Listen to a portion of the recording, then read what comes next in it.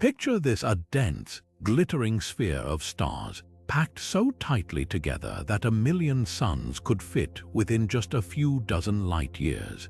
These are globular clusters, some of the oldest and most mysterious structures in our universe. They've orbited the outskirts of galaxies for billions of years, silent witnesses to cosmic events we can only begin to imagine. But here's the thing: these ancient star cities aren't just relics of the past. They're hiding secrets that defy everything we thought we knew about how stars live, die, and interact. From rogue black holes lurking in their cores to stars that shouldn't exist, globular clusters are rewriting the rules of astrophysics right before our eyes. What makes these clusters so strange? For starters, they're like cosmic time capsules, stellar nurseries where stars born in the early universe remain frozen in time. Yet, despite their age, they're bursting with surprises. Some contain stars with chemical compositions so bizarre, scientists still can't explain how they formed. Others seem to harbor invisible forces warping the motion of their stars, hinting at dark matter or even exotic objects we've yet to discover. And then there are the collisions: violent, high-speed encounters between stars that shouldn't happen as often as they do. It's as if these clusters operate by their own hidden physics, a cosmic rulebook we're only just beginning to decipher, but the mysteries don't stop there. In this video, we're diving deep into 30 of the most jaw-dropping discoveries about globular clusters, each one more mind-bending than the last. We'll explore how these clusters might be hiding failed galaxies within them, why some stars appear to be immortal, and what their strange orbits reveal about the dark underbelly of our universe. By the time we're done, you'll see why astronomers call these clusters the universe's greatest enigmas.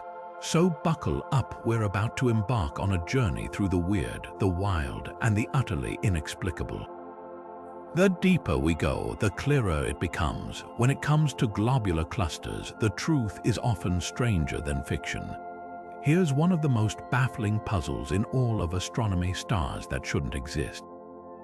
Nestled deep within certain globular clusters, astronomers have found ancient stars whose estimated ages exceed the calculated age of the universe itself. That's right, we're talking about stars that seem to predate the very cosmos they inhabit. At first glance, this sounds impossible, like finding a fossil older than Earth. But the evidence is hard to ignore. So how do we measure a star's age in the first place? It all comes down to stellar composition and behavior. Older stars contain fewer heavy elements, since those elements are forged in later generations of stars. By analyzing a star's light spectrum, we can determine its chemical makeup and estimate its birth date. Certain globular clusters, like Messier 4 and NGC 6397, host stars with ratios of elements suggesting they formed around 12 billion years ago, some even pushing 13 billion. The problem: our best estimates place the universe's age at roughly 13.8 billion years. That leaves a hair-thin window for these stars to have formed, raising eyebrows among cosmologists. One leading theory suggests our cosmic timeline might need tweaking. Maybe the universe is slightly older than we think, or perhaps early expansion unfolded differently than current models predict. Others propose these stars formed in regions with unusual conditions, pockets of primordial gas that collapsed into stars faster than expected. A wilder idea. These stars might actually be immigrants from an earlier universe, relics of a cycle of cosmic rebirth we don't yet understand. Whatever the explanation, one thing's clear: globular clusters are forcing us to rethink the very foundations of time and space. Now let's turn to one of the most frustrating cosmic hide-and-seek games in modern astronomy: the case of the missing intermediate mass black holes. Theory tells us these elusive objects should be lurking at the hearts of globular clusters, cosmic middleweights bridging the gap between stellar mass black holes and the supermassive monsters found in galactic centers. But despite decades of searching, these predicted giants remain stubbornly invisible, leaving astronomers scratching their heads. Here's why their absence is so puzzling. Globular clusters are the perfect hunting grounds for intermediate mass black holes. Their dense cores should act like gravitational traps, where smaller black holes merge and grow over billions of years. Computer simulations consistently show these mergers should produce black holes weighing anywhere from 1,000 to 100,000 times the mass of our Sun. Yet when scientists train their telescopes on clusters like Omega Centauri or G1, they find either no trace of these objects or conflicting evidence that vanishes under closer scrutiny. Recent observational campaigns have only deepened the mystery. Take the Hubble Space Telescope's multi-year study of the cluster M15.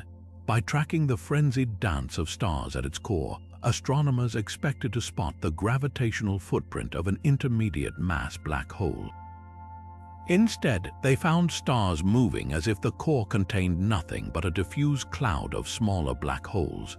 Even more baffling was the James Webb Space Telescope's infrared survey of the cluster NGC 6139, which revealed bizarre energy signatures that flicker and fade without the steady pull of a central anchor. So where are they? One provocative idea suggests these black holes might be cosmic fugitives kicked out of their clusters during violent mergers or gravitational slingshots with other compact objects.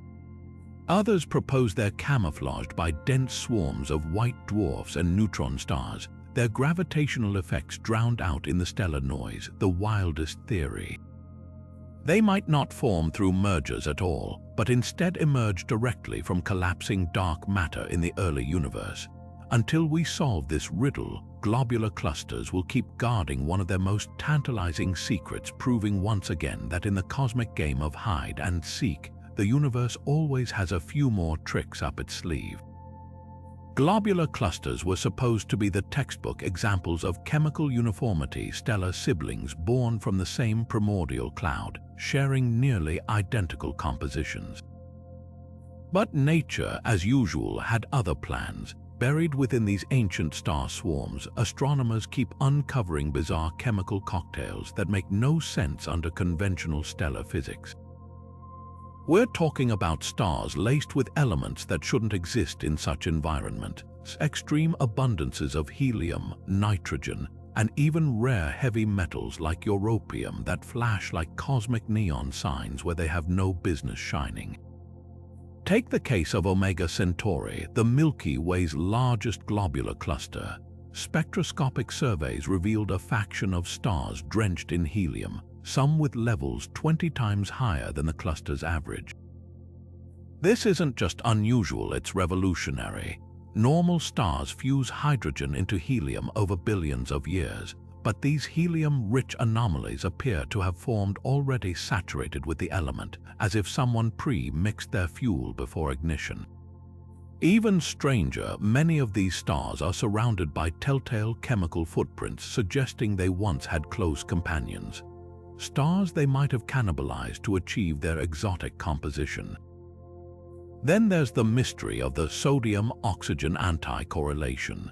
In clusters like Messier 5 and NGC 2808, stars exhibit a bizarre pattern where sodium levels spike as oxygen plummets, defying all known nucleosynthesis pathways. These elements are forged in different stellar layers under distinct conditions. They shouldn't be locked in such a tight, opposing relationship. One radical explanation points to pollution from earlier generations of supermassive stars that once existed in these clusters, vomiting their chemically enriched guts into the surrounding gas before vanishing without a trace. But the real head-scratchers are the R-process-rich stars. These cosmic oddballs found in clusters like M15 and M92 contain staggering amounts of heavy elements like gold, platinum, and uranium, materials normally only forged in the heart of colliding neutron stars or rare supernova. The puzzle: these clusters lack the dense environments needed to host such violent events frequently enough to explain the abundance. It's like finding a medieval sword in a prehistoric cave. The timing and location just don't add up. Some theorists now speculate these clusters might have once been dwarf galaxies, where richer gas reservoirs allowed for more diverse chemical production before they were stripped down to their current skeletal form. What's increasingly clear is that globular clusters aren't the simple, pristine relics we once imagined. Their chemistry reads less like a textbook and more like a thriller, full of plot twists, red herrings, and unresolved cliffhangers. Every time we think we've cracked their code, they reveal another layer of complexity, forcing us to rewrite the story of how stars, and perhaps even galaxies, evolve. For decades, globular clusters were viewed as monolithic stellar families, single generations of stars that formed together in one swift burst. That neat explanation shattered when astronomers peered closer and found something extraordinary. These clusters aren't just one population of stars, but 2, 3, sometimes even 5 distinct groups, each with its own chemical fingerprint, yet all born within the same cosmic timeframe. It's as if a single family photo revealed grandparents, parents, and children all appearing the same age. Take the iconic cluster NGC 2808, where stars split into clear factions. One group matches the expected primordial composition, low in heavier elements like sodium and aluminum. The other group is chemically enriched, as if seasoned with stardust from an earlier generation. Here's the twist: both sets of stars share identical ages, determined by their positions on the Hertzsprung-Russell diagram, a stellar dating tool. This shouldn't happen. Stars with different chemistry typically form epochs apart, as later generations recycle material from dead predecessors. Yet in globular clusters, the rules rewrite themselves. How do multiple stellar populations emerge simultaneously? One leading theory points to pollution from massive first-generation stars. Picture the cluster's youth, a few short-lived giants, dozens of times heavier than our Sun, spewing enriched gas via furious winds or explosions. This material then collapses into a second wave of stars before the cluster's gravity can disperse it. Supporting this, Hubble spotted gas filaments in the young cluster NGC 2060 that seem caught mid-recycle fresh fuel for new stars. But contradictions linger. In clusters like Messier 3, the enriched stars aren't just different, they're crowded toward the core, as if drawn there by some unseen sorting mechanism. Even stranger, some clusters host blue stragglers, stars that appear younger than their siblings, likely born from collisions or cannibalism. These anomalies suggest a turbulent childhood where stars didn't just form in waves but interacted violently, shuffling their chemical identities like cosmic cards. The implications ripple beyond stellar physics. If globular clusters can harbor multiple populations, their role in galactic evolution grows more complex. They might be the remnants of devoured dwarf galaxies, their stars preserving layered histories like tree rings, or perhaps they're cosmic laboratories where extreme density bends the rules of star formation. Every new observation peels back another layer, revealing these ancient clusters not as relics but as dynamic puzzles, where the stars are all the same age but their stories couldn't be more different. Imagine a cosmic slingshot hidden in the heart of a globular cluster capable of flinging stars into the void at speeds so extreme they could cross the length of the United States in less than a second. These are hypervelocity stars, stellar projectiles accelerated to over 1,000 kilometers per second by gravitational encounters so violent they defy intuition.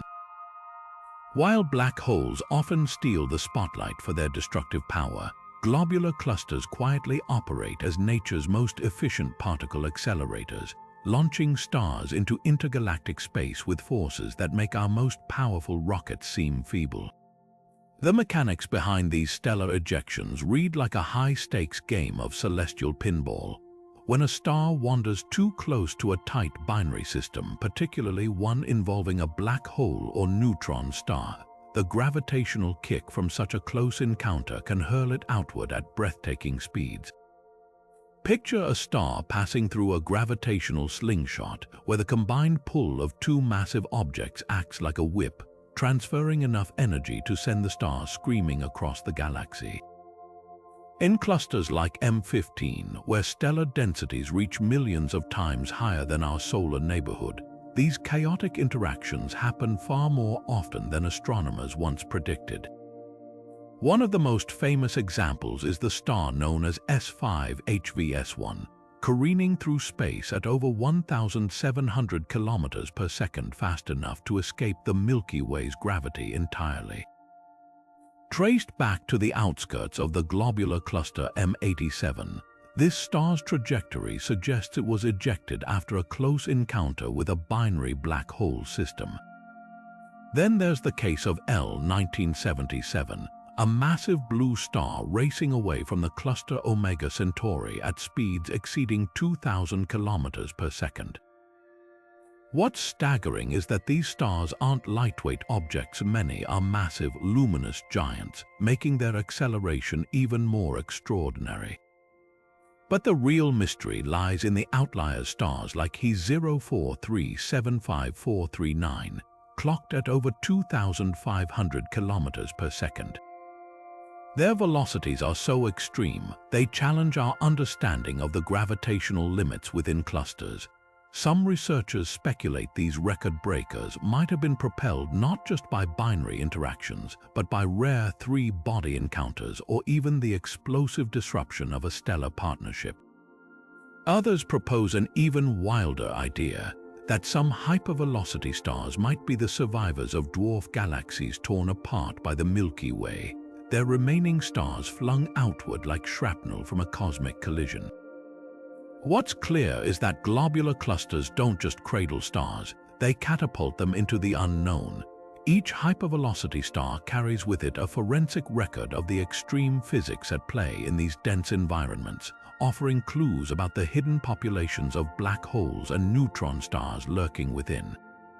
As these stellar fugitives streak across the cosmos, they map unseen gravitational forces, turning the space between galaxies into a vast crime scene where globular clusters are the prime suspects. Yet for every hypervelocity star we catch in the act, countless others likely slip away undetected, silent projectiles shot into the dark, carrying secrets of the clusters that once held them. Their existence reminds us that in the universe's grand tapestry, even the oldest, most seemingly tranquil structures are capable of astonishing violence. And as telescopes grow more sensitive, we're only beginning to grasp just how many stars have been flung into the abyss and what their journeys reveal about the turbulent hearts of their ancestral homes.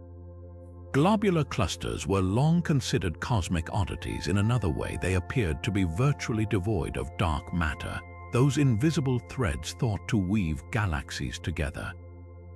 Conventional wisdom held that these dense star swarms formed through purely gravitational interactions, their stellar populations alone accounting for their structure. But recent observations have thrown that assumption into chaos, revealing gravitational anomalies that point to something unseen lurking within. The first clues came from the way stars move in clusters like M54, part of the Sagittarius dwarf galaxy. Precise velocity measurements showed stars orbiting the core far faster than the visible mass could explain, as if an invisible hand were tugging at them.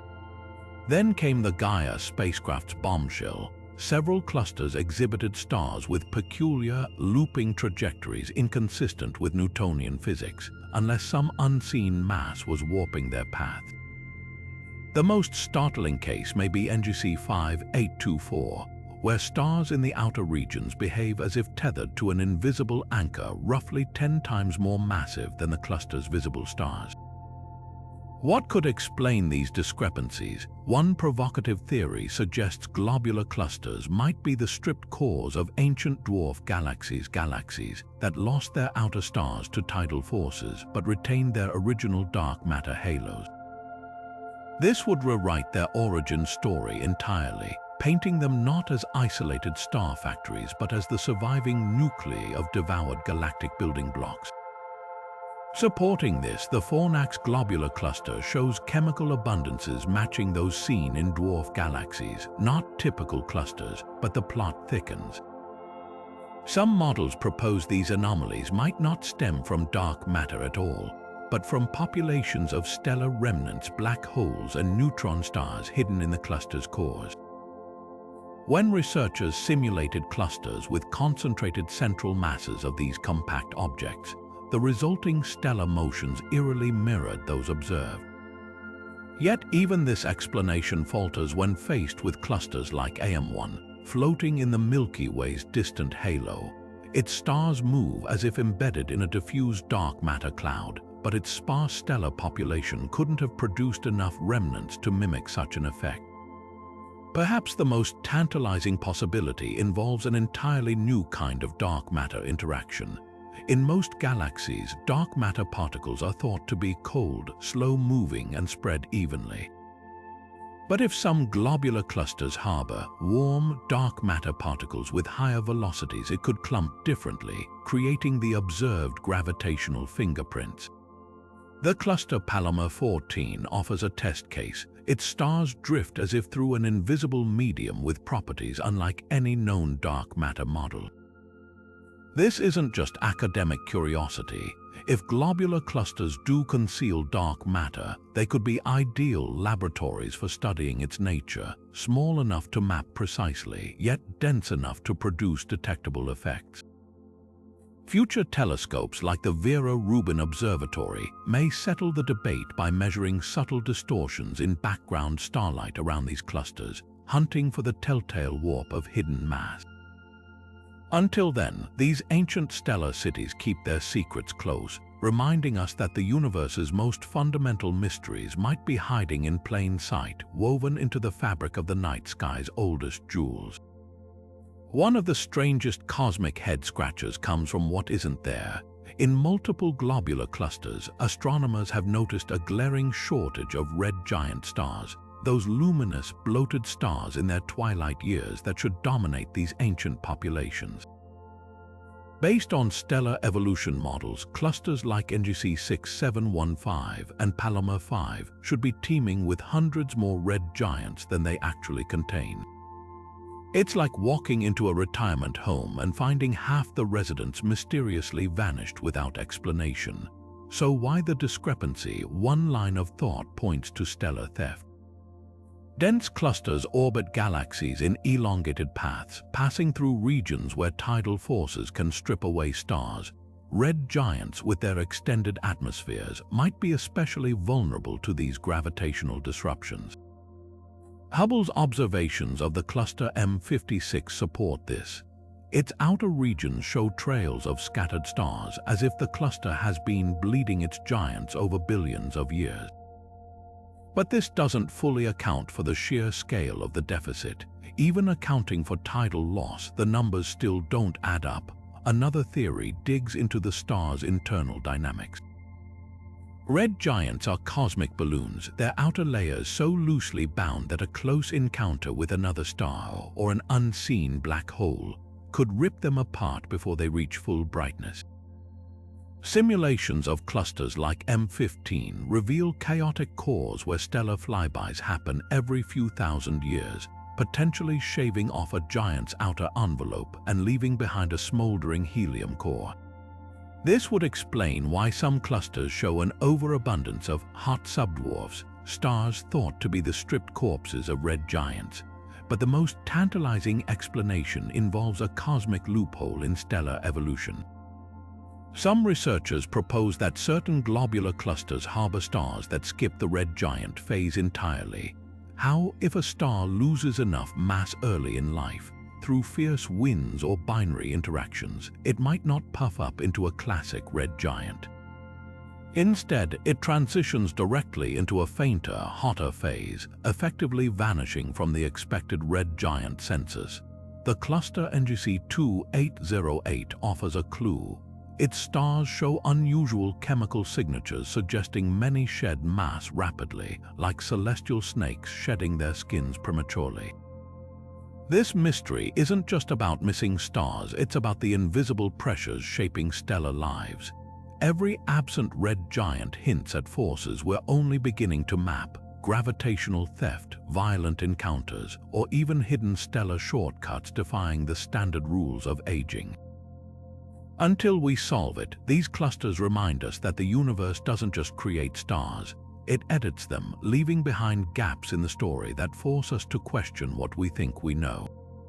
Globular clusters were once thought to be stellar loners' paradises, places where stars kept to themselves, drifting through the cosmos in quiet isolation.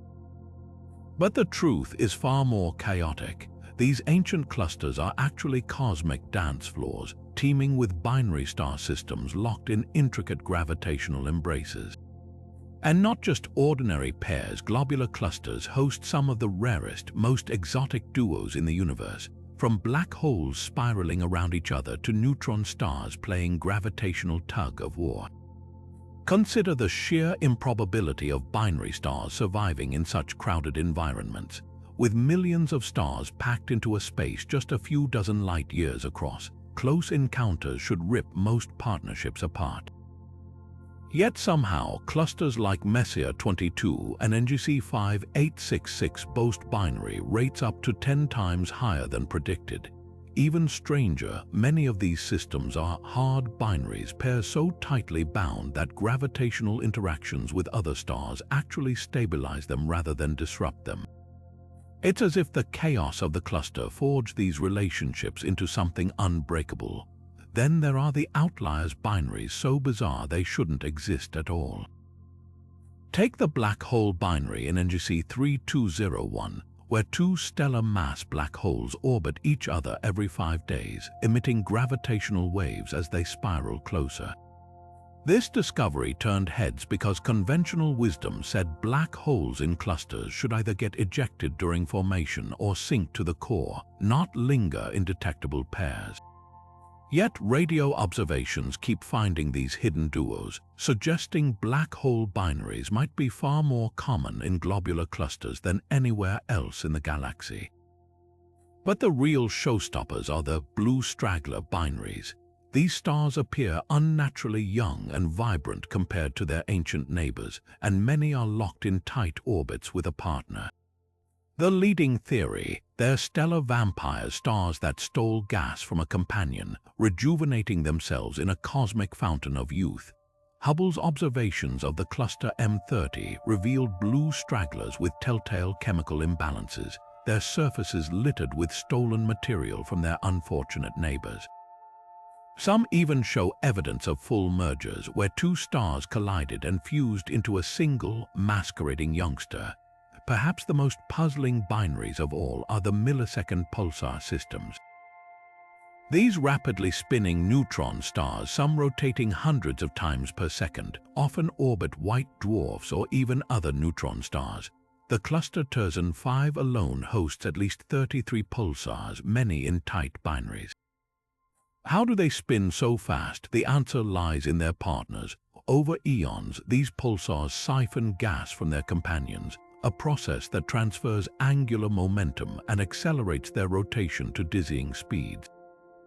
It's a cosmic spin-up machine, turning dead stars into celestial stopwatches with precision rivaling atomic clocks. What's emerging is a picture of globular clusters as stellar relationship laboratories, places where extreme density twists the rules of cosmic companionship. Whether it's black holes finding unlikely partners or stars stealing life from one another, these ancient clusters prove that even in the oldest corners of the universe, gravity writes its own rules. And with every new binary system discovered, we're reminded that the cosmos has a flair for dramatic pairings we're only beginning to understand. In the heart of ancient globular clusters, where most stars are relics of the early universe, there shines a cosmic contradiction: stars that look impossibly youthful. These are the blue stragglers, massive, hot, and glaringly out of place among their elderly neighbors. Picture a retirement home where a few residents inexplicably appear decades younger, their vitality defying time itself. That's the enigma these stars present, and their existence has forced astronomers to rewrite the rules of stellar evolution. So how do stars in clusters over 12 billion years old manage to look like they've just been born? One leading explanation involves cosmic collisions, violent mergers where two stars smash together, combining their mass and reigniting their nuclear furnaces. In the crowded cores of globular clusters, where stars are packed millions of times tighter than in our solar neighborhood, such crashes aren't just possible, they're inevitable. Simulations show that in clusters like M80 or NGC 362, stellar collisions might happen every few 10,000 years, creating Frankenstein stars stitched together from multiple bodies. But mergers aren't the only pathway. Some blue stragglers appear to be stellar vampires, locked in tight binary systems where one star siphons gas from its companion. Hubble's observations of the cluster M30 revealed blue stragglers with bizarre chemical fingerprint surfaces littered with stolen hydrogen, a telltale sign of celestial cannibalism. In these cases, the rejuvenation isn't due to a collision but to a slow, gravitational heist that revitalizes the thief while leaving its partner dim and depleted. The most puzzling cases, though, are the ones that defy both explanations. Take the blue stragglers in the cluster Messier 5, where some stars show no signs of a binary companion or the chemical anomalies expected post-collision. One radical theory suggests these outliers might have formed from unusually dense patches of primordial gas that survived longer than expected, allowing delayed star formation within the cluster. Others propose they're the result of hierarchical mergers, stars that collided multiple times, obscuring their origins under layers of stellar wreckage. What makes blue stragglers more than just a curiosity is what they reveal about the extreme environments of globular clusters. They're living proof that density and chaos can bend the rules of stellar life cycles, creating stars that shouldn't exist under normal circumstances. By studying them, we're not just solving a cosmic mystery, we're glimpsing the untold stories of survival, theft, and resurrection written in the light of these ageless stellar rebels. If there's one place you'd least expect to find planets, it's inside a globular cluster. These ancient stellar metropolises are cosmic war zones crowded with stars, bathed in intense radiation, and shaken by frequent gravitational disruptions. Conventional wisdom said planets here wouldn't stand a chance, yet against all odds, astronomers have found them worlds clinging to existence in some of the harshest environments the universe has to offer. The first breakthrough came in the cluster Messier 4, home to a pulsar known as PSRB 1620-26. Orbiting this dead, spinning star are not one, but two planets, one slightly more massive than Jupiter, the other about a third its size. Their discovery in the 1990s sent shockwaves through the astronomy community. How could planets survive the supernova explosion that created the pulsar? Even more perplexing, how did they form in a cluster where the primordial gas needed to build planets should have been stripped away billions of years ago? The answer might lie in cosmic recycling. One theory suggests these planets are second-generation worlds born from the ashes of their host star's destruction. When the pulsar's progenitor went supernova, the explosion could have ejected material that later coalesced into a debris disk, a stellar graveyard giving birth to new planets. It's a haunting thought, worlds assembled from the remains of a dead star orbiting its corpse in a perpetual dance, but pulsar planets aren't the only surprises. In the cluster Kepler-66, the Kepler Space Telescope spotted a transiting planet, a world passing in front of its sun like host star. This was staggering because Kepler-66's environment is anything but hospitable. Stars here are packed 30 times denser than in our solar neighborhood, meaning this planet endures constant gravitational harassment from passing stars. Yet somehow it's held onto a stable orbit for over 10 billion years. Then there's the real oddball, a Jupiter-sized planet in the cluster NGC 2419, orbiting so far from its star that it defies all formation models. At such distances, traditional planet-building processes would take longer than the age of the universe.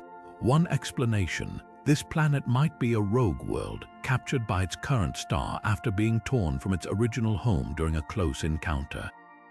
What's emerging is a picture of globular clusters as cosmic survival shelters, places where planets, against all odds, find a way to endure.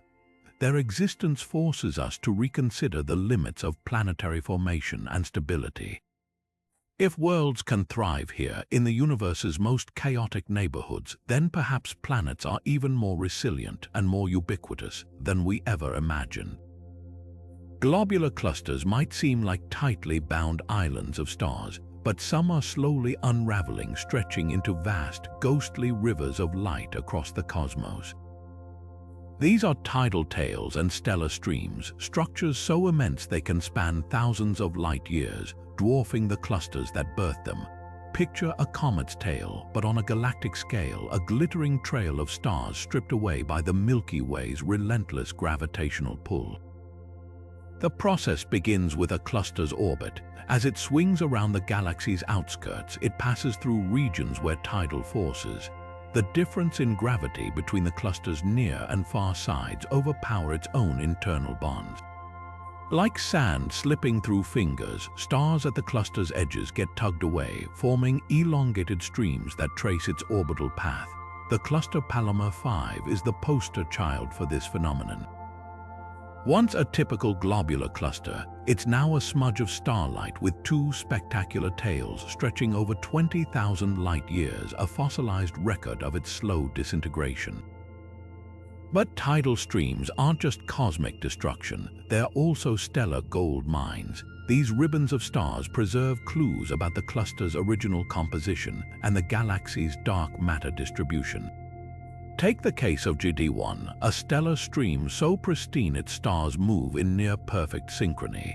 By tracking their motion, astronomers discovered subtle kinks in the stream, evidence of past encounters with unseen dark matter clumps lurking in the Milky Way's halo. It's as if the stream acts as a gravitational seismograph, mapping invisible disturbances in the galactic underworld. The most startling revelation: some streams might not belong to clusters at all. The Phoenix Stream, discovered in 2021, contains stars so chemically distinct from typical globular clusters that researchers now think it's the remains of a dwarf galaxy shredded billions of years ago.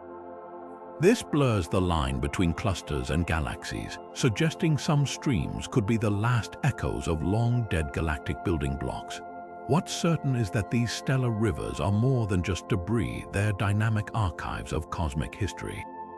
As telescopes like Rubin and Roman come online, they'll uncover thousands more streams, each one a thread in the grand tapestry of how galaxies consume and reshape their smallest neighbors.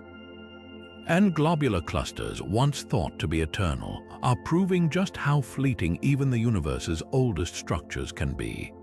Hidden within the dense stellar crowds of globular clusters, certain stars refuse to shine steadily. Instead, they flicker and pulse with rhythms that defy all textbook explanations. These aren't your typical variable stars, they're cosmic metronomes with bizarre behaviors found nowhere else in the galaxy. Take the case of Messier 3's double-mode Ara Lyrae stars, which pulsate in two distinct rhythms simultaneously, like a drumbeat layered over a bass line, creating stellar harmonies that still puzzle astronomers. What makes cluster variables so strange? For starters, their pulsation patterns often contradict their chemistry. In clusters like Omega Centauri, some Ara Lyrae stars exhibit period shifts. Their pulse rates change over decades, as if something inside them is being rewritten. Even more perplexing are the supermode variables in NGC 6441, where stars oscillate with energies far exceeding what their size and temperature should allow. It's as if these stars have hidden reservoirs of energy tapping into some unknown stellar physics. Then there's the enigma of the cluster-specific Cepheids. Normally, Cepheid variables are galactic yardsticks. Their predictable brightness fluctuations help measure cosmic distances.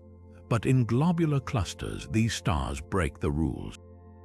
The cluster M5 hosts Cepheids that pulse slower than their luminosity suggests, while those in M13 show erratic amplitude changes. One theory points to extreme helium abundances in these clusters, altering how heat circulates within the stars. Another suggests that frequent stellar encounters in dense environments might mechanically pump the pulsations, like pushing a swing out of rhythm. But the real outliers are the non-radial pulsators in NGC 5024 stars that don't just expand and contract symmetrically, but ripple asymmetrically across their surfaces. Imagine a bell ringing while being dented mid-tone. These stars distort as they pulse, creating complex light curves that supercomputers struggle to model. Some researchers speculate this could hint at internal magnetic fields gone haywire, or even the influence of dark matter particles interacting with stellar cores. Ideas once dismissed as speculative but now gaining traction. Every peculiar variable star in these clusters is more than a curiosity, it's a clue. Their aberrant behaviors force us to reconsider how stars age in extreme environments, how energy moves through their layers, and perhaps even how unseen forces might be shaping them from within. As telescopes grow more sensitive, we're uncovering entire choruses of these stellar anomalies, each singing a tune that challenges our understanding of how the universe composes its oldest, most mysterious symphonies. Millisecond pulsars should be everywhere in globular clusters. These ultra-fast spinning neutron stars, revved up by stealing matter from companion stars, thrive in densely packed stellar environments. Yet when radio telescopes scan certain clusters, they come up shockingly empty. Take NGC 6139, a massive cluster where astronomers expected to find dozens of pulsars based on its stellar density and age. Instead, detailed surveys with the Mercati array revealed just 3 faint signals. This isn't an isolated case. Clusters like Palomar 1 and NGC 6397 show similar deficits, with actual pulsar counts falling 5 to 10 times short of predictions. So where are all the missing millisecond pulsars? One clue comes from their peculiar hiding spots. In clusters where pulsars are detected, many aren't where theorists expected, nestled in tight binaries at the core. Instead, they're scattered toward the outskirts as if something pushed them away. The leading suspect, gravitational kicks from asymmetric supernova. When a neutron star forms, a lopsided explosion can send it careening through the cluster like a cannonball. In less dense clusters, these kicked pulsars might escape entirely, vanishing into the galactic halo. But in massive clusters like Terzan 5, they could get trapped in elongated orbits, spending most of their time too far from the core for radio telescopes to easily spot them. Then there's the shredding problem. Millisecond pulsars spin up by siphoning gas from companion stars, but globular clusters are gravitational minefields. A passing star can rip away the pulsar's companion mid-feast, halting its acceleration before it reaches millisecond speeds. Simulations of the cluster M28 show this happening alarmingly often. Up to 60% of potential pulsars might lose their partners before fully transforming. The plot thickens with recent low-frequency radio surveys. Some missing pulsars might not be absent, just disguised.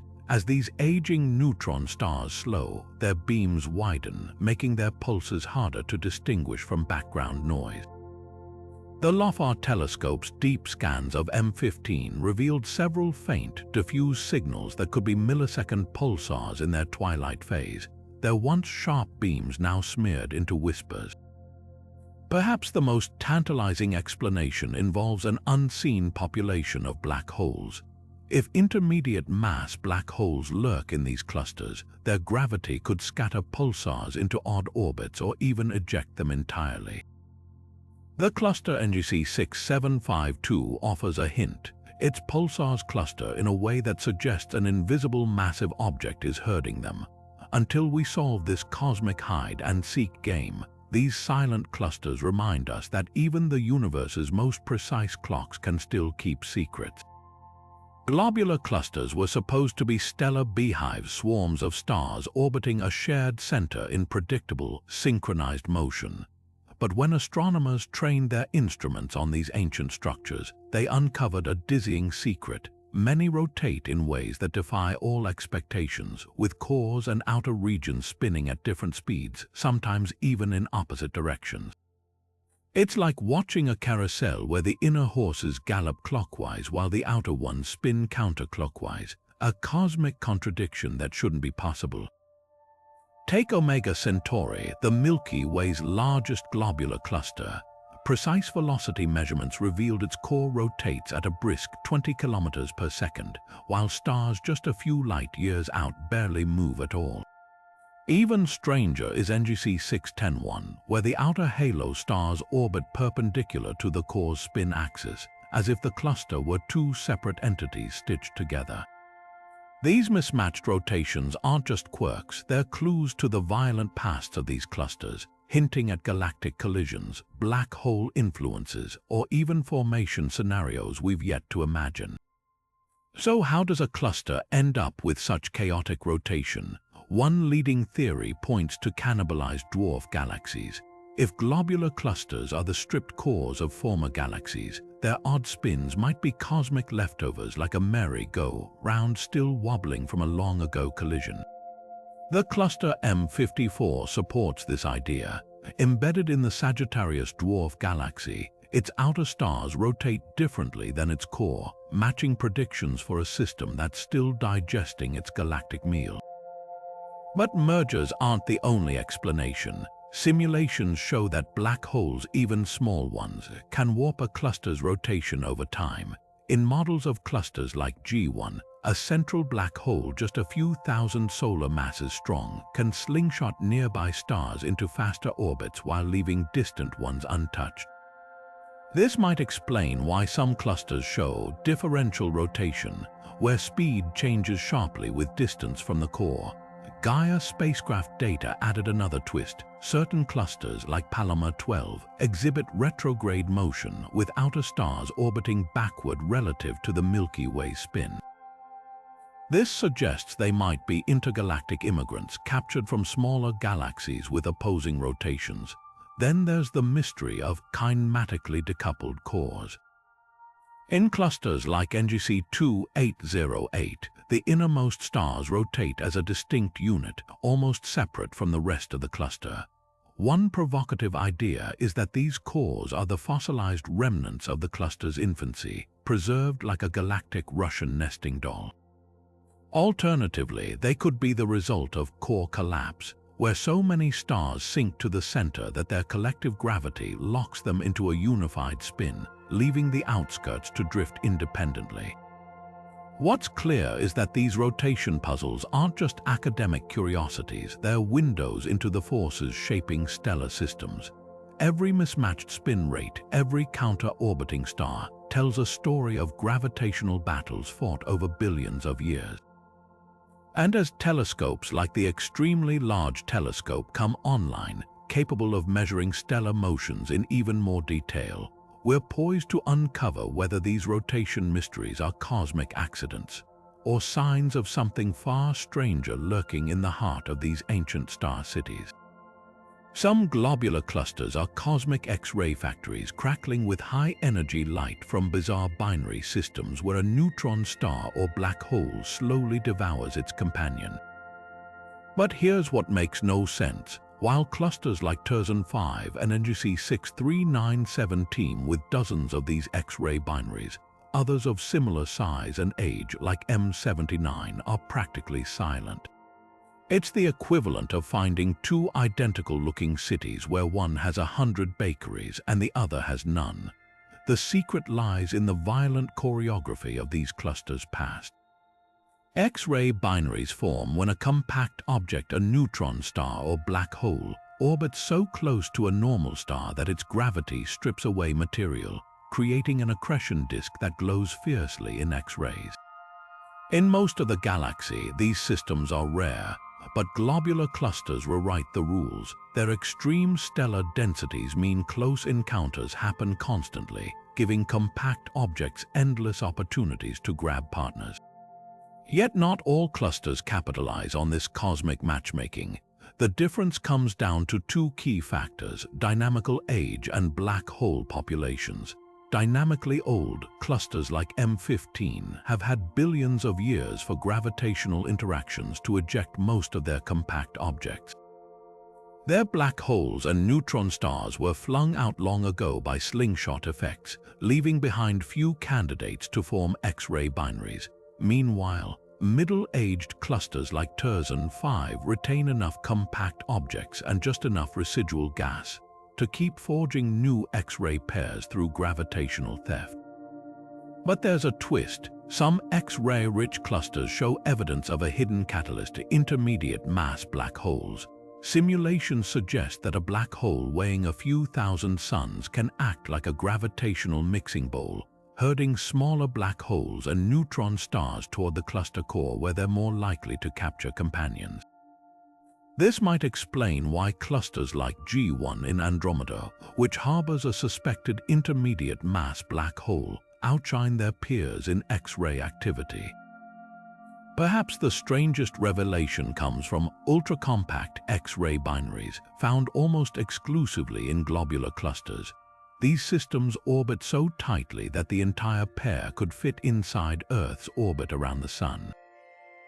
The leading theory, they're the products of three-body encounters where two stars collide while a black hole or neutron star lurks nearby, snatching the merger's leftovers. In clusters like NGC 6642, these extreme binaries blink on and off like malfunctioning cosmic lighthouses, their X-ray output swinging wildly as their feeding frenzies wax and wane.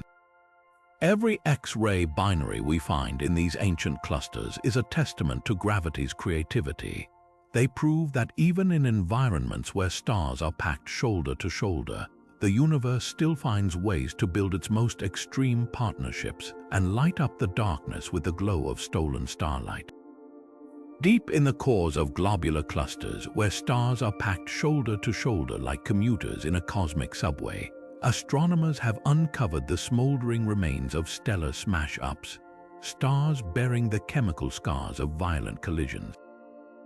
These aren't your average suns, they're stellar Frankenstein monsters stitched together from the wreckage of multiple stars, their surfaces strewn with elemental evidence of their chaotic past. Take the star known as V199 in the cluster M30, a textbook collision product. Its spectrum reveals absurdly high levels of helium and nitrogen elements normally trapped deep in a star's core, not plastered across its surface like cosmic graffiti. Even more telling, its rotation speed, spinning nearly 100 times faster than our Sun. This star whirls like a top, a dead giveaway that it absorbed angular momentum from a catastrophic merger. Then there's the case of S978 in Omega Centauri, a blue straggler with lithium levels 1,000 times higher than expected for its age. Since lithium burns up easily in stars, its presence suggests fresh material was dredged up from deeper layers during a collision, like turning a stellar onion inside out. The smoking gun lies in carbon-oxygen anticorrelations, patterns seen in clusters like M80 where some stars show carbon depletion paired with oxygen enhancement. This precise imbalance matches simulations of head-on stellar mergers, where shock waves from the collision fuse carbon into oxygen, leaving behind a chemical fingerprint no single star could produce naturally. Hubble's ultraviolet eyes caught even stranger cases in NGC 6752, stars with surface temperatures inconsistent with their mass, as if their outer layers were violently scrambled during impact and never settled back into equilibrium. Perhaps the most dramatic collision products are the yellow stragglers, stars caught in evolutionary limbo between blue stragglers and red giants. In the cluster M10, these golden anomalies show bizarre pulsations and surface compositions suggesting they're partially merged stars, stuck mid-transformation like cosmic caterpillars that can't decide whether to become butterflies. Their light curves flicker erratically, as if the stars themselves are still reeling from the violence that birthed them. These stellar wreckage fields force us to rethink how stars evolve under extreme conditions. In the mosh pit of a globular cluster core where gravitational encounters happen every few thousand years, mergers aren't just possible, they're inevitable. And with each chemically chaotic star we uncover, we're piecing together the hidden history of the universe's most crowded neighborhoods, one collision at a time. Globular clusters were once considered textbook examples of uniformity, identical cosmic fossils forged in the same stellar foundry. But when astronomers began comparing them side by side, unsettling differences emerged. Some clusters, like Messier 92, boast pristine stars with compositions nearly identical to the universe's primordial gas. Others, like Terzan 5, are chemical dumping grounds, their stars laced with heavy elements that scream of multiple violent generations. This isn't just a matter of where these clusters formed. It's evidence of fundamentally different birth conditions that challenge our understanding of how these structures came to exist. Take the case of iron spread, the variation in heavy element content among a cluster's stars. In most clusters, stars show iron levels so consistent you'd think they were stamped from the same mold. But outliers like Omega Centauri and Messier 54 defy this rule, their stars displaying iron differences up to a factor of 10. This isn't just statistical noise, it's a cosmic fingerprint pointing to prolonged star formation, where new stars kept emerging long after the initial burst, recycling material from supernova and collisions. How could such contrasting histories arise? One theory suggests these clusters might be the skeletal remains of dwarf galaxies, where slower gas accumulation allowed for extended star-making cycles before being stripped bare by gravitational forces. Then there's the mystery of structural dichotomy. High-resolution imaging reveals two distinct architectural styles among globular clusters. Fluffy clusters like NGC 5694 have loosely packed stars with sprawling halos, while compact clusters like M80 are dense stellar beehives with sharply defined cores. Simulations show this split isn't random. It tracks closely with the cluster's orbits around their host galaxies. Those that ventured too close to galactic centers were compressed by tidal forces, while those lingering in the halo retained their original puffy shapes. But the plot thickens when you consider kinematics. Some fluffy clusters, like Palomar 14, rotate rapidly, as if spun up by an ancient encounter with a gas cloud or another cluster. Their compact cousins, meanwhile, often show little rotation at all, their stars moving in chaotic, unordered orbits. Perhaps the most startling clue comes from the youngest globular clusters, like those orbiting the Andromeda Galaxy. Unlike their ancient Milky Way counterparts, these adolescent clusters, some just 1 to 2 billion years old, are still enshrouded in faint halos of gas. This challenges the long-held belief that all globular clusters formed in a single early universe burst. Instead, we're seeing evidence of multiple formation pathways, some clusters born in violent mergers of gas-rich dwarf galaxies, others condensing directly from collapsing primordial clouds, and still others possibly reassembled from the wreckage of galactic collisions. The implications ripple outward. If globular clusters aren't all cut from the same cloth, then their role in galactic evolution grows far more complex. They might be cosmic chameleons, some acting as pristine time capsules, others as galactic scrapyards preserving the debris of violent mergers. Every structural quirk, every chemical anomaly is a breadcrumb leading us back to their origins, forcing us to rewrite the story of how the universe builds its oldest stellar cities. And with next-generation telescopes peering deeper into their stellar DNA, we're only beginning to unravel just how many ways there are to make a globular cluster. Globular clusters were supposed to be magnetically quiet places, ancient stellar cities where any primordial magnetic fields should have long since dissipated in the chaos of billions of years of stellar interactions. Yet when astronomers pointed radio telescopes toward clusters like Messier 5 and NGC 6642, they picked up something startling: organized magnetic fields threading through the star-packed cores like invisible cosmic wires. These aren't the weak, scattered fields we'd expect from random stellar motions. They're coherent structures, some spanning dozens of light years, with strength rivaling those in younger galactic regions. It's as if these clusters have secretly maintained or regenerated magnetic architectures that defy their turbulent histories. How does a globular cluster, where stars whiz past each other at hundreds of kilometers per second, preserve such orderly magnetism? One clue comes from the field's alignment. In clusters like Omega Centauri, the magnetic fabric isn't random. It follows the same axis as the cluster's rotation, suggesting the spin itself might be amplifying and organizing the fields over time. Think of it like a galactic-scale dynamo, where the collective motion of millions of stars stirs up conductive plasma, generating magnetic energy like a slow-charging cosmic battery. Supporting this, the Cluster 47 Tucanae shows fields strongest at its core, where stellar density and thus dynamical stirring peaks, but there's a wrinkle. Some clusters exhibit fields that don't match their rotation at all. Take the case of M15, where the magnetic lines seem to spiral outward from the core in a pattern unrelated to its spin. Here, astronomers suspect a different culprit, leftover magnetism from dead stars. When neutron stars form, especially magnetars with ultra-strong fields, their collapse can imprint magnetic structure onto surrounding gas.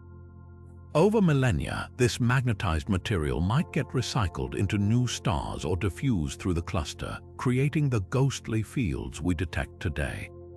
The smoking gun, clusters with known populations of pulsars like Terzan 5, consistently show stronger and more structured magnetism than those without.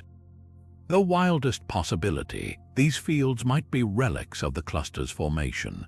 Recent observations of the distant cluster NGC 2419 reveal magnetic patterns that align with the Milky Way's larger scale field, hinting that some magnetism could have been frozen into the cluster's gas during its birth, preserved like a cosmic fossil.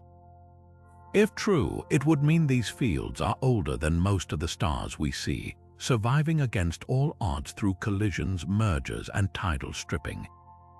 What's undeniable is that these magnetic whispers are rewriting the story of globular clusters. They're not just passive stellar collections but dynamic systems where invisible forces sculpt their evolution. Every ordered field line we detect is a challenge to our assumptions, proof that even in the universe's oldest neighborhoods, magnetism finds a way to leave its mark. Some globular clusters wear their galactic origins like badges, their odd shapes, multiple stellar populations, and chemical quirks clearly tagging them as the devoured cores of ancient dwarf galaxies. But here's the cosmic curveball. A handful of clusters that should fit this category based on their size and structure completely lack the expected chemical fingerprints of a galactic past. Take NGC 5694, a massive cluster with a sprawling halo that screams dwarf galaxy remnant, yet its stars show near-perfect chemical homogeneity, as if they all formed from the same pristine gas cloud in one rapid burst. It's like finding a lion with the DNA of a house cat. So why the discrepancy? One possibility cuts to the heart of how dwarf galaxies evolve. If a galaxy was too small, say, just a few million stars, it might never have hosted the multiple generations of supernova needed to enrich its gas with heavy elements. When such a galaxy was torn apart, its globular cluster could be left chemically blank, bearing no trace of the layered star formation we see in larger dwarfs. The cluster E3 in the Milky Way's outer halo fits this scenario. Its stars are metal poor even by globular cluster standards, as if it formed in a galactic backwater where element building never gained momentum. Then there's the stripping theory. Some clusters might have been born in dwarf galaxies so thoroughly ravaged by tidal forces that their chemical evidence was erased. Picture a galaxy's gas, the repository of its chemical history, being peeled away layer by layer, leaving only the cluster's original stars behind. The Fornax cluster's globulars support this. While some show clear dwarf-like chemistry, others in the same system are chemically sterile, possibly scrubbed clean by encounters with the cluster's hot intergalactic gas. But the real wild card comes from recent simulations. When researchers modeled the merger of two dwarf galaxies, they found that under precise conditions, their globular clusters could be flung out before absorbing enriched material from later star-forming epochs. These early escapees would carry only their primordial chemistry, masquerading as ordinary clusters despite their galactic origins. The peculiar case of NGC 2419, a cluster with dwarf-like mass but no chemical diversity, fits this scenario eerily well. Its stars might not be missing their history, they might have simply left the party before the real mixing began. What's emerging is a spectrum of galactic assimilation. Some clusters proudly display their past like cosmic tattoos, while others are clean slates, either born in chemically uneventful environments or stripped of their stories by violence or chance. The lesson: in the messy business of galaxy building, not all survivors leave a paper trail, and for astronomers, that means the hunt for the Milky Way's devoured dwarfs just got a lot more complicated. For a long time, globular clusters were considered cosmic deserts when it came to gas, ancient, bone-dry environments where every last wisp of primordial material should have been swept away billions of years ago by supernova or stripped by relentless tidal forces. Yet when the Chandra X-ray Observatory turned its gaze toward clusters like 47 Tucani, it detected something astonishing: faint but unmistakable X-ray emissions betraying the presence of scorching hot gas, hovering at temperatures of several million degrees. This wasn't just trace residue. Some clusters contained enough gas to equal the mass of hundreds of suns, lingering like ghostly atmospheres around their stellar swarms. Where is this gas coming from? One clue lies in its distribution. In clusters like Omega Centauri, the gas isn't smoothly spread but clumped around binary star systems, particularly those containing white dwarfs or neutron stars. This points to stellar winds, rivers of particles flowing off aging stars, as a key source. As these winds collide and compress, they heat up, creating localized pockets of hot plasma. But there's a hitch. Simple stellar winds shouldn't produce this much gas. Models predicted most of it would escape the cluster's gravity. The fact that it hasn't suggests something or someone is trapping it. Enter the black hole scenario. Simulations show that intermediate mass black holes, if present in these clusters, could act like gravitational sponges, soaking up escaping gas and churning it back into the intracluster medium. The cluster G1 in Andromeda offers tantalizing support. Its X-ray glow is brightest at the core, exactly where a hidden black hole's influence would be strongest. Even without black holes, dense stellar environments might recycle gas through sheer chaos. When stars collide or strip material from one another, they can eject fresh clouds of hot debris, effectively refueling the cluster's vanishing reservoir. Then there's the dark horse: cosmic recycling. Some globulars, like Messier 15, orbit through the Milky Way's halo, slicing through diffuse galactic gas. Like a ship plowing through water, these clusters might scoop up and compress external material, reigniting their dormant gas supplies, the smoking gun. Clusters with more eccentric galactic orbits show stronger X-ray emissions, as if their paths are literally stirring up fresh fuel.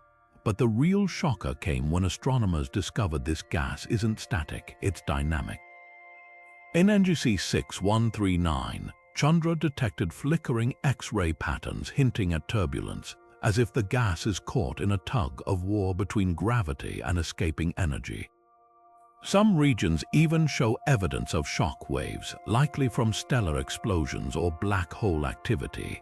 This isn't the quiet retirement home we imagined. It's a bubbling, high-energy cauldron where gas is constantly being destroyed, replaced, and reheated.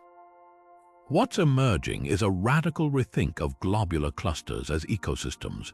Far from being sterile relics, they're breathing entities, inhaling stellar winds, exhaling plumes of hot gas, and occasionally stealing matter from their surroundings. This hidden medium could explain lingering mysteries, like why some clusters retain multiple stellar generations or how their magnetic fields persist. The gas might even serve as a cosmic trap, slowing down runaway stars and shaping the cluster's evolution over eons. Every wisp of X-ray light is a clue, forcing us to see these ancient structures not as frozen fossils, but as living, breathing puzzles, where even the emptiness between stars tells a story. At the heart of many globular clusters lies a mind-bending reality, regions where stars are crammed together so densely they outnumber the grains of sand on a mile-long beach. Imagine squeezing 1,000,000 stars into a space just a few light-years across, where stellar neighbors orbit mere light days apart. This isn't science fiction, it's the extreme density cores of clusters like Messier 80 and NGC 6440, where the night sky from any planet would blaze with thousands of stars brighter than our full moon. In these stellar metropolises, cosmic collisions aren't rare disasters, they're daily commutes.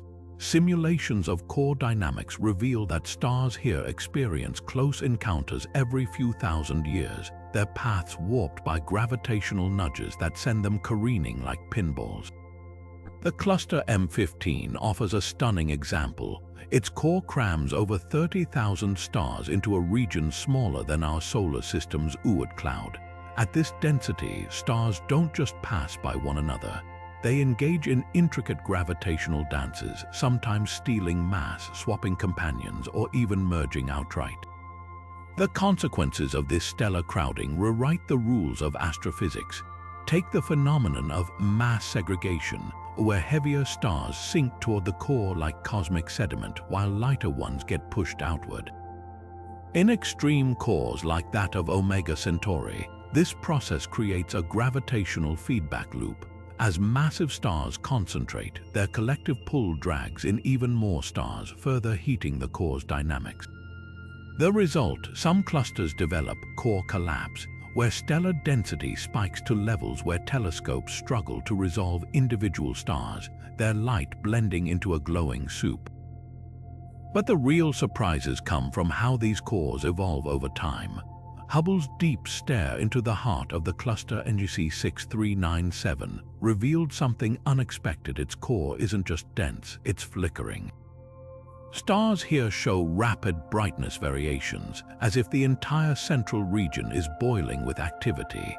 The likely culprit, a swarm of black holes and neutron stars playing gravitational tug-of-war with visible stars, their unseen presence inferred by the chaotic orbits of their luminous neighbors. What's emerging is a picture of these cores as cosmic pressure cookers, environments so extreme they forge stellar relationships unseen elsewhere in the galaxy. Binary stars here get twisted into tighter orbits, stellar mergers birth bizarre hybrid stars, and black holes play endless games of gravitational capture and release. Far from static relics, these dense cores are stellar thunderdomes, where the universe's most violent and beautiful dances unfold nightly, no ticket required. Globular clusters should, by all rights, follow a predictable pattern when it comes to starlight, a smooth distribution where dim, ancient stars vastly outnumber their brighter counterparts. But the universe loves a good plot twist. In clusters like Messier 10 and NGC 2419, the brightness distribution of stars isn't just uneven, it's downright chaotic, with strange spikes and troughs that make no sense under standard stellar evolution models. This isn't just statistical noise, it's a cosmic rebellion against our expectations, hinting at hidden forces reshaping these clusters from within. Take the case of the missing mid-brightness stars. In typical stellar populations, there's a smooth transition between faint red giants and brighter blue stars, a predictable curve astronomers call the luminosity function. But in clusters like Omega Centauri, that curve fractures. Mid-tier stars, those that should be evolving predictably from the main sequence, are conspicuously scarce, as if someone erased entire chapters from their life stories. The leading theory, rampant stellar theft. In dense cluster cores, stars don't just age gracefully, they're robbed. Close encounters strip away outer layers prematurely, leaving behind stars that skip entire evolutionary phases, vanishing from the expected brightness census. Then there's the opposite problem, clusters with too many bright stars. NGC 6139, for instance, hosts an overabundance of luminous blue stragglers, their brilliance defying the cluster's advanced age. These aren't young interlopers, they're Frankenstein stars, products of violent mergers or gravitational heists that rebooted their nuclear furnaces. Hubble's observations reveal something even stranger.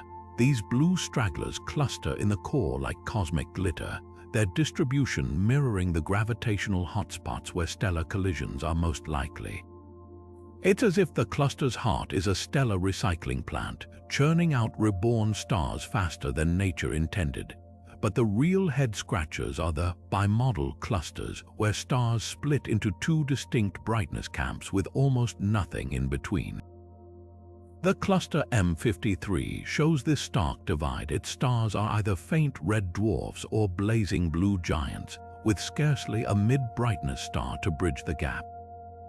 One radical explanation points to quenching, where the cluster's primordial gas supply was abruptly cut off billions of years ago, halting star formation before medium-sized stars could emerge. Another theory suggests these clusters might be hybrids, mergers of two distinct stellar groups that never fully blended, leaving their brightness distributions forever out of sync. The most tantalizing clue comes from clusters with flickering luminosity functions. In Messier 79, recent surveys found the brightness distribution changes subtly over decades, not because stars are evolving, but because tidal forces from the Milky Way are stripping away specific stellar populations, distorting the cluster's demographic fingerprint in real time. This isn't just about missing stars, it's about the invisible hand of gravity sculpting these clusters from the outside in. Every anomalous luminosity function is a breadcrumb leading us deeper into the labyrinth of stellar dynamics. They force us to confront the messy reality that globular clusters aren't pristine laboratories, they're battlegrounds where gravity, time, and chance collide, rewriting the rules of stellar life and death with every passing eon. And as telescopes peer deeper into their stellar archives, we're learning that even light itself can't escape the tangled stories these clusters have to tell. Globular clusters aren't just floating in space, they're racing around their host galaxies on paths so peculiar, they tell stories of cosmic violence and stolen origins. Take the case of Palomar 5, a cluster stretched into a stellar stream over 30,000 light-years long.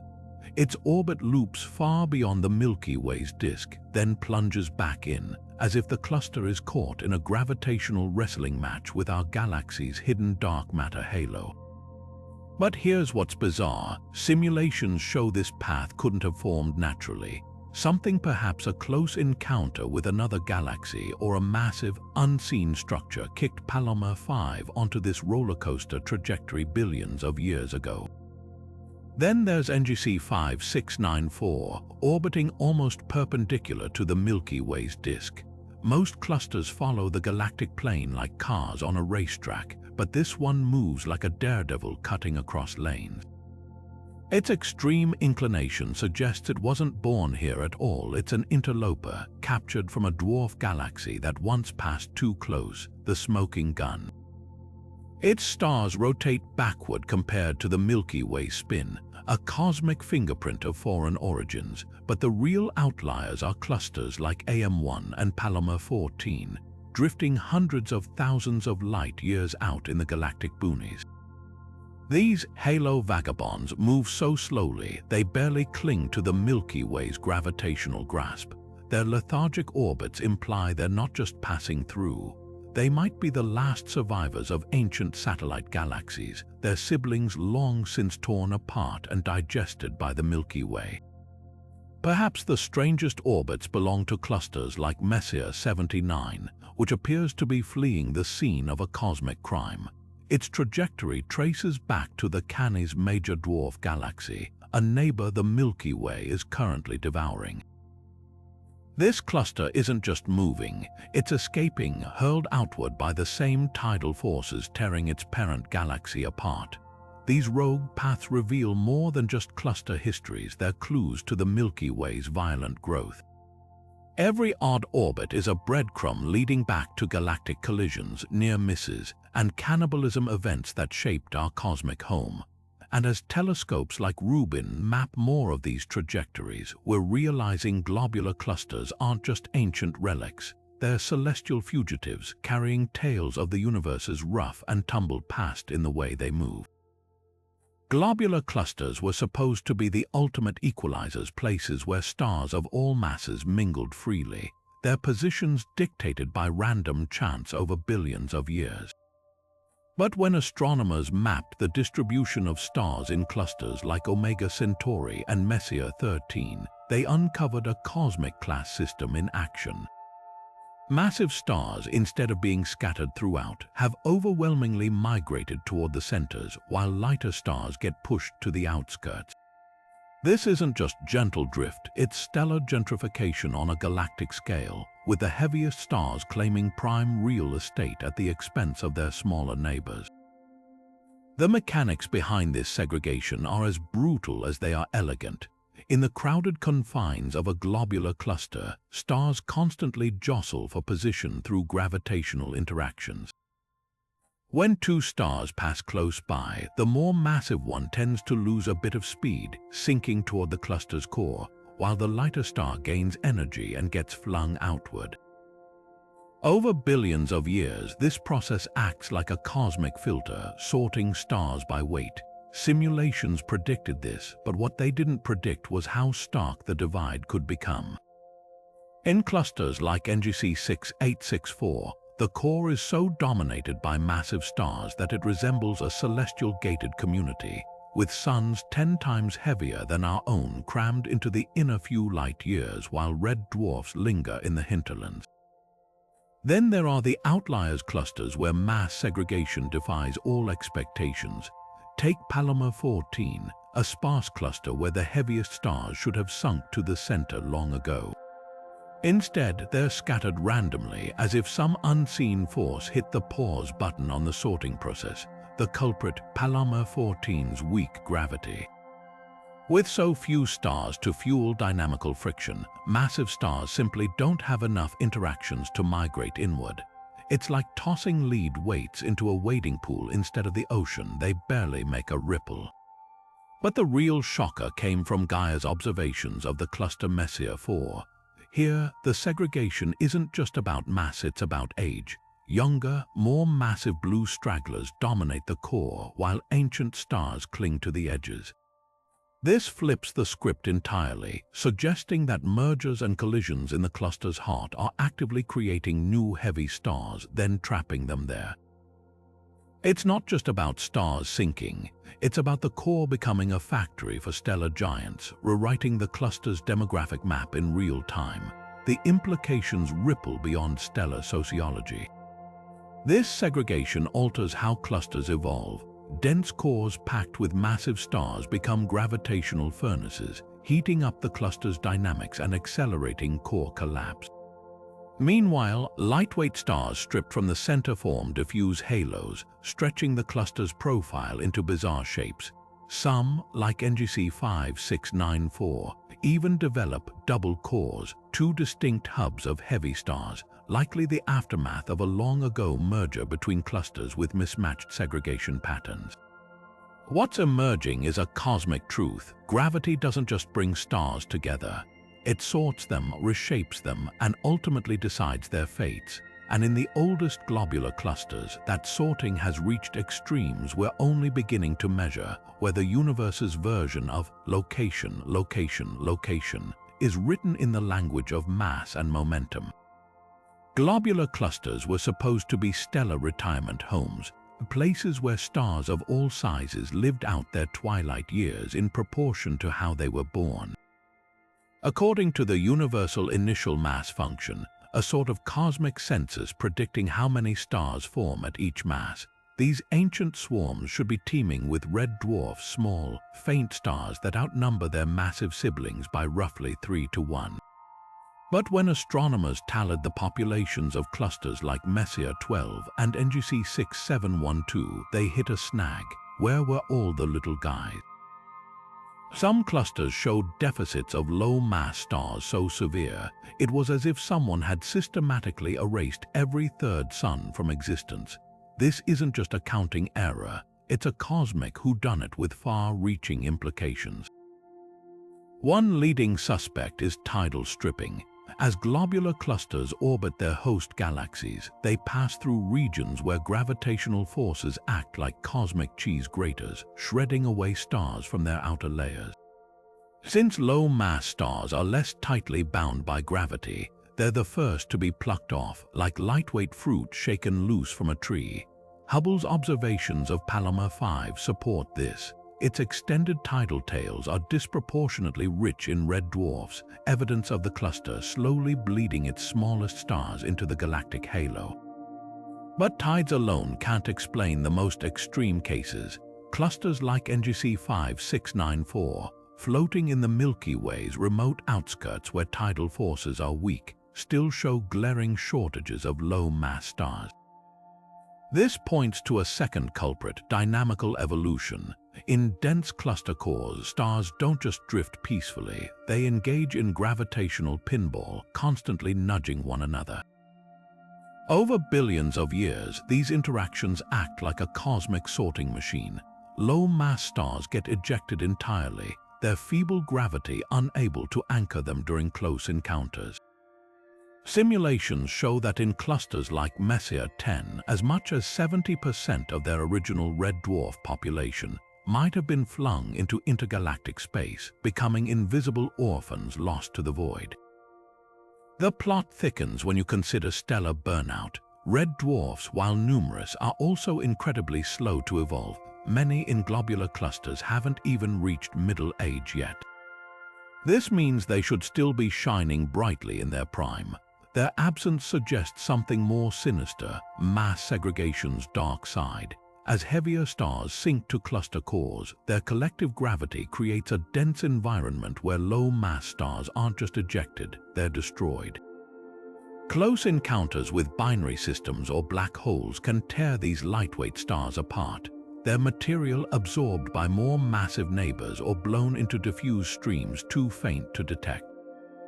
Perhaps the most tantalizing clue comes from clusters that do retain their low-mass populations but in all the wrong places.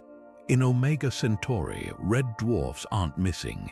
They're just bizarrely concentrated in the cluster's outer halo, far from where standard dynamics would place them. One radical theory suggests this could be evidence of past mergers, smaller clusters rich in low-mass stars colliding and depositing their cargo at the edges. It's a reminder that globular clusters aren't static snapshots, they're dynamic ecosystems where stars are traded, stolen, and sometimes erased entirely. The missing low-mass star mystery forces us to rethink how these clusters evolve.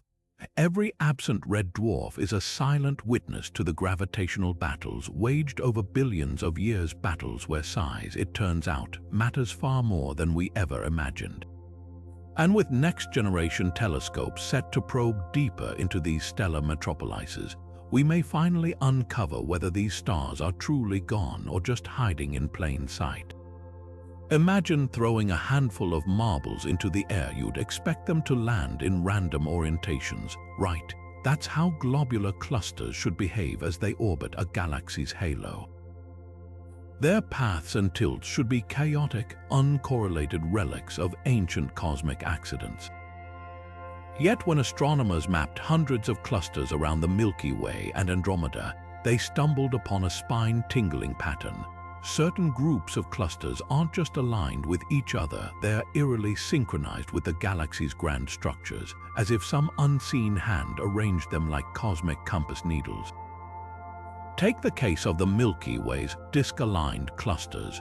A significant fraction, including massive systems like Omega Centauri and Messier 54, orbit in planes nearly parallel to our galaxy's spiral arms. Even stranger, their orbital poles, the imaginary axes around which they revolve, cluster together like conspirators whispering secrets. Statistical analyses show there's less than a 1 in 10,000 chance this arrangement happened randomly. Similar patterns emerge in Andromeda, where 7 of its brightest globulars orbit along the galaxy's warped gaseous disk.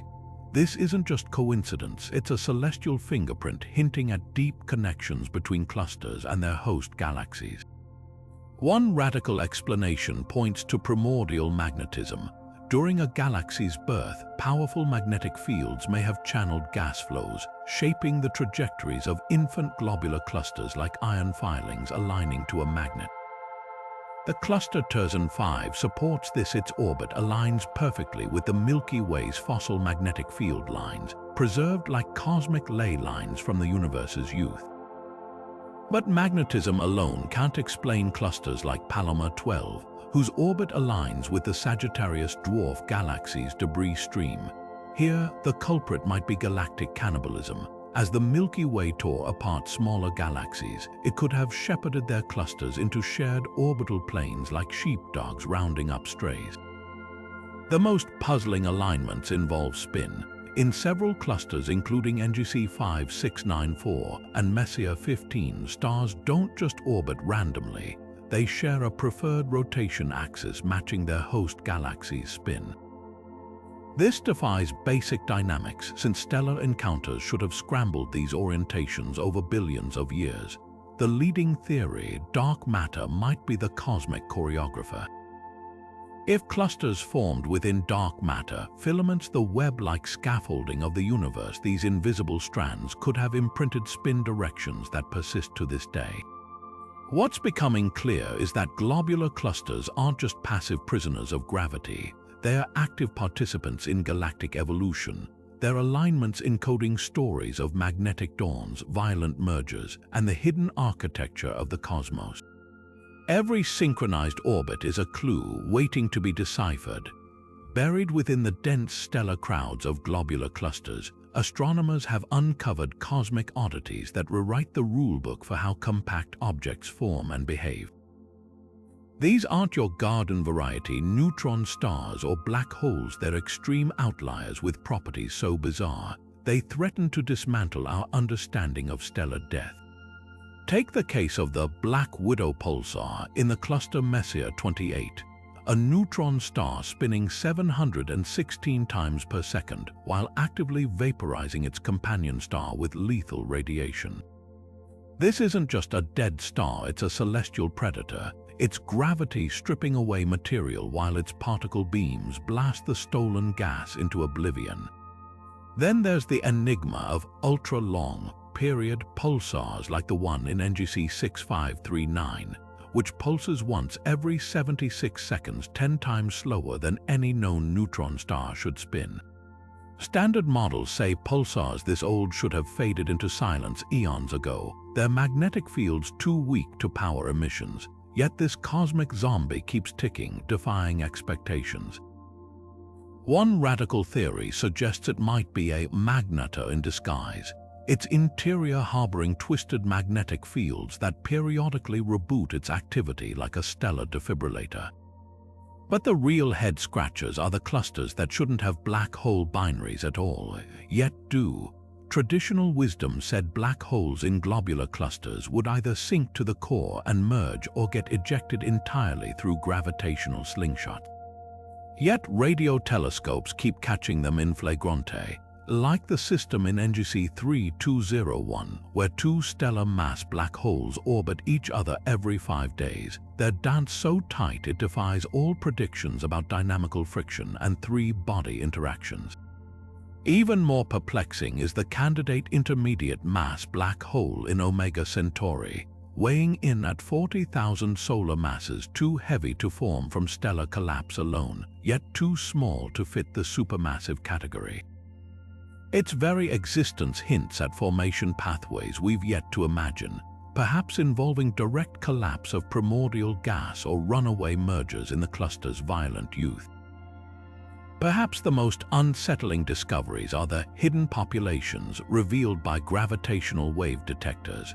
When LIGO caught signals from merging black holes with unusual spins and masses, tracebacks pointed to globular clusters as likely breeding grounds. These weren't the isolated binaries we see in galactic fields. They were products of extreme dynamical processing, their orbits scrambled by countless stellar encounters until they collided in gravitational embraces. The kicker, many show spin-orbit misalignment, their rotation axes tilted wildly relative to their orbital planes. A smoking gun proof they found each other through chaotic cluster interactions rather than peaceful binary evolution. What's emerging is a picture of globular clusters as cosmic pressure cookers, places where stellar remnants don't just fade quietly into darkness but get reshaped, rebooted, and sometimes resurrected through forces we're only beginning to map. Every exotic compact object we uncover forces us to rewrite another chapter in the story of how stars live, die, and sometimes defy death itself. Globular clusters should be cooling down. Their stars, having burned for billions of years, ought to settle into a relaxed, predictable rhythm as energy dissipates into space. Yet when astronomers measured the motion of stars in clusters like Messier 80 and NGC 6642, they found something baffling. These ancient stellar cities aren't cooling at all. Instead, their cores are simmering with unexplained energy, as if some hidden furnace keeps cranking up the heat. Stars near the center zip around faster than expected, their velocities betraying gravitational forces that defy simple models of aging clusters. It's like opening a refrigerator only to find it somehow getting hotter inside. The smoking gun, so-called velocity dispersion profiles. By tracking the random motions of hundreds of stars, researchers can map a cluster's thermal state. In relaxed systems, stars farther from the core move slower, like embers fading at the edge of a fire. But in clusters like Omega Centauri, the outer stars show just as much chaotic motion as those in the core, a telltale sign of ongoing heating. Even stranger, this energy isn't evenly distributed. Certain regions, like the outskirts of Messier 15, exhibit localized hotspots where stellar velocities spike inexplicably, as if targeted by an invisible blowtorch. One leading suspect is a hidden population of black holes. Simulations show that even a few dozen stellar mass black holes lurking in a cluster's core can act like gravitational agitators, their intense pulls flinging passing stars into faster orbits, a process called dynamical heating. The cluster G1 in Andromeda supports this idea. Its stellar motions align perfectly with models where black holes comprise nearly 4% of the core's mass. But not all heated clusters show black hole signatures. Take NGC 5694, where the heating is too widespread to stem from a centralized source. Here, astronomers speculate the energy might come from binary star furnaces, tight pairs of stars that release gravitational energy through gradual orbital decay, like cosmic springs slowly unwinding. Then there's the dark horse resonant interactions. In super-dense cores like that of Messier 30, stars don't just move randomly, they lock into gravitational rhythms, transferring energy in waves that ripple through the cluster. Picture a crowded dance floor where every misstep gets amplified, causing the whole room to heat up over time. Hubble observations of Messier 5's core reveal stars moving in eerily synchronized patterns, their paths entangled in ways that could funnel energy outward like a gravitational conveyor belt. The most radical theory, dark matter might be stirring the pot. While globular clusters were long thought to be devoid of dark matter, recent studies of outliers like AM1 suggest some could harbor faint halos. If true, interactions between dark matter particles and stars might inject just enough energy to explain the anomalous heating. It's a long shot, but in clusters where all other explanations fall short, the missing heat could be the first clue to a hidden cosmic ingredient. What's clear is that these ancient stellar systems aren't passively fading away. Their dynamic engines, their internal workings far more complex than we imagined. Every overheated cluster is a puzzle box, and cracking it open might reveal not just how stars behave in crowds, but how the universe itself redistributes energy across the deepest stretches of time. Globular clusters were once considered celestial time capsule stellar siblings, all born together in a single, frenzied burst of star formation. But a growing pile of evidence suggests this tidy origin story might be completely wrong. In certain enigmatic clusters, stars show chemical differences so stark they can't possibly be the same age, hinting at multiple generations of star birth separated by hundreds of millions of years. It's like finding children, parents, and grandparents in a family photo where everyone appears identical in age, a cosmic contradiction that's rewriting our understanding of how these ancient systems formed. Take the case of Omega Centauri, the Milky Way's largest globular cluster. When astronomers analyzed its stars using the Very Large Telescope, they uncovered a staggering spread in iron content. Some stars had 10 times more iron than others. This isn't just random variation. Iron forms slowly over generations through supernova explosions. Such dramatic differences imply star formation couldn't have been a one-time event. Instead, Omega Centauri must have experienced multiple waves, with later generations of stars forming from gas polluted by the deaths of their predecessors. The smoking gun. Certain stars in the cluster contain europium and other heavy elements that take billions of years to produce, meaning they couldn't have formed until long after the cluster's initial birth. Then there's the curious case of NGC 2808, a cluster where stars split into 3 distinct populations based on helium content, some with primordial levels, others enriched beyond anything seen in typical globulars. Here's the catch. Helium enrichment happens when massive stars die and eject their guts into surrounding gas. For NGC 2808 stars to show such extreme differences, the cluster must have retained enough gas between star-forming episodes to birth new stars with progressively more helium. This defies everything we thought we knew about globular clusters, where fierce radiation from the first generation of stars should have blown away all remaining gas, preventing further star formation entirely. The plot thickens with kinematic evidence. In clusters like Messier 22, stars from different chemical groups don't just vary in composition, they move differently too. Using Gaia spacecraft data, astronomers found that later generation stars orbit closer to the cluster's core, as if they formed from gas that sank inward over time.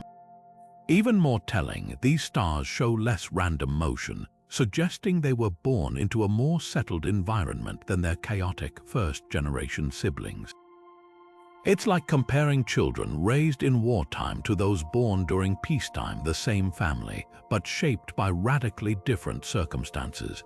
Critics argue these anomalies could stem from exotic one-time events, like the collision of 2 same-age clusters with different chemistries. But clusters like Terzan 5 demolish that argument. Its stars don't just vary in heavy elements, they show age gaps measurable in billions of years, with some stars appearing 5 billion years younger than their neighbors. That's not a merger artifact, it's proof of prolonged star formation, possibly fueled by gas stolen from passing dwarf galaxies. The implications are staggering. Some globulars weren't just born in bursts, they lived multiple lives, with dormant periods lasting longer than the entire history of Earth. What's emerging is a revolutionary picture: globular clusters as cosmic palimpsests, their histories written, erased, and rewritten over eons. Far from being simple relics, they're dynamic systems where time itself seems to fold, allowing multiple epochs of creation to coexist within the same glittering sphere. And with every new observation, we're uncovering clues that these stellar cities might be far more complex and far stranger than we ever dreamed. Hidden in the chaos of globular clusters, an invisible cosmic symphony plays out, ripples in space-time itself generated by some of the most violent mergers in the universe. These gravitational waves, first detected by LIGO in 2015, often trace back to unexpected sources. But here's the twist. A surprising number appear to originate not from isolated binary systems, but from the crowded stellar metropolises of globular clusters. These ancient star cities, it turns out, might be gravitational wave factories, churning out detectable signals at rates that defy conventional astrophysics. Why would clusters be such prolific wave producers? It all comes down to their extreme stellar density. In places like Messier 80 or NGC 6642 stars, and the black holes and neutron stars they leave behind are packed so tightly that close encounters happen constantly. Unlike in the galactic field where binary black holes might take billions of years to merge, cluster dynamics accelerate the process dramatically. Picture a cosmic mosh pit where gravitational interactions act like matchmakers, pairing up compact objects in tight, unstable orbits that inevitably spiral together. The result, a fireworks show of space-time ripples detectable across the universe. The statistics are staggering. While black hole mergers in isolated systems might occur once every 100,000 years in a typical galaxy, globular clusters could produce them hundreds of times more frequently. The cluster Terzan 5 alone might generate a detectable merger every few decades, an astonishing rate considering its relatively small size. Even more surprising is the type of mergers clusters produce. LIGO observations reveal systems like GW 190414, where two black holes weighing 30 and 35 solar masses respectively spiraled together. These masses are far heavier than expected from isolated stellar evolution, suggesting they grew through repeated mergers within a cluster's dense core. Then there's the mystery of spin alignments. Most field binaries have black holes spinning in roughly the same direction as their orbit, a natural outcome of shared stellar ancestry. But cluster-borne mergers often show wildly misaligned spins, a telltale signature of chaotic dynamical encounters. The event GW 190814 was particularly bizarre. One black hole appeared to be flipping end over end relative to its orbit, as if it had been violently kicked during a previous interaction. This kind of behavior is nearly impossible outside the gravitational free-for-all of a globular cluster.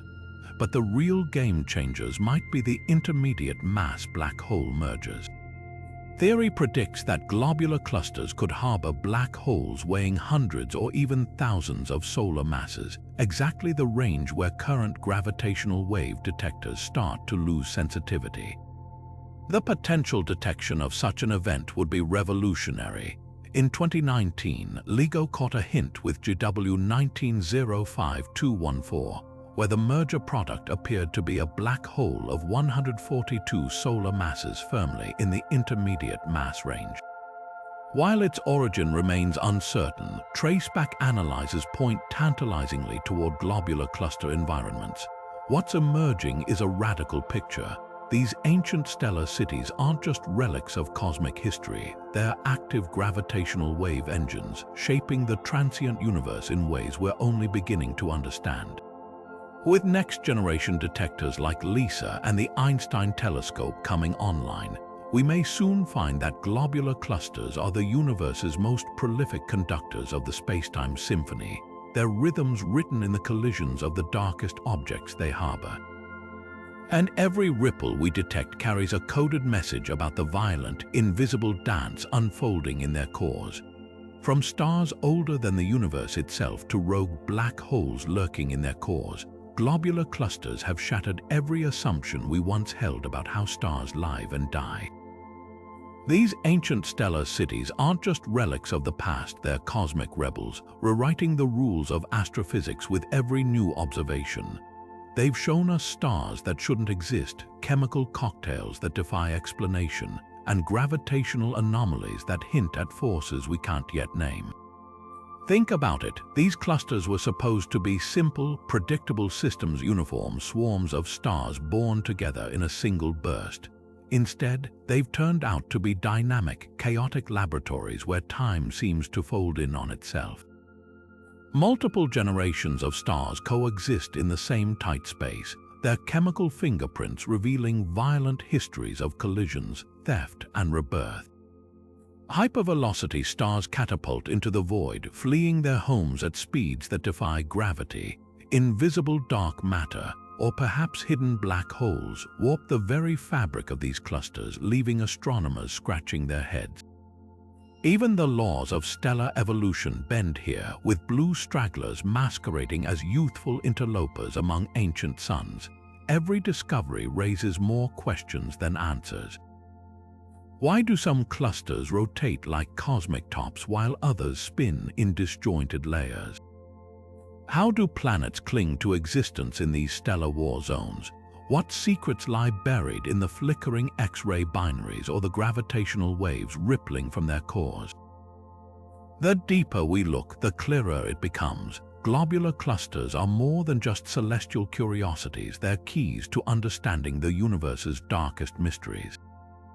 So what's next? With telescopes like the James Webb Space Telescope and the upcoming Vera Rubin Observatory peering deeper than ever, we're on the verge of uncovering even more jaw-dropping truth. Maybe we'll finally spot an intermediate mass black hole in action, or decode the origins of those bizarre chemical anomalies. Perhaps we'll even discover that these clusters are something far stranger than we ever imagined: failed galaxies, cosmic time capsules, or portals to physics we've yet to dream up. One thing's certain, the universe's greatest enigmas are still hiding in plain sight, woven into the glittering tapestry of these ancient star cities. If you're as captivated as we are by these cosmic puzzles, don't miss what's coming next. Hit subscribe and join us as we keep unraveling the universe's wildest mysteries, one mind-bending discovery at a time.